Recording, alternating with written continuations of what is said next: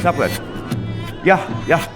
Vai tu esi gatavs riskēt? Saprast, teiksim, izkāpt no komforta zonas un saprast, ka ar to viņām var arī neatgriezties atpakaļ?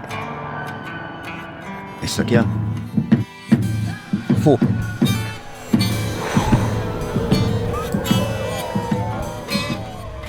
Tur tālumā, Grenlandē. Jau 60 gadus tur dzīvo leģendārais latviešu polārpētnieks Ivars Sīls. Sava mūža laikā viņš pieredzējis, kā Grenlande no mednieku zemes kļuvusi par rietumu pasaules daļu.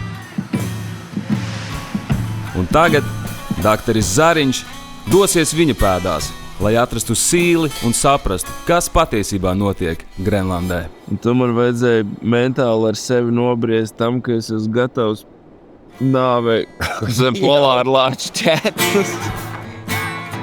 Es drīzāk teiktu, ka tā ir dzīves baudīšana. Tu klausies, maksimāli piesātini viņu ar notikumiem, piedzīvojumiem. Tas ir tausts, jā.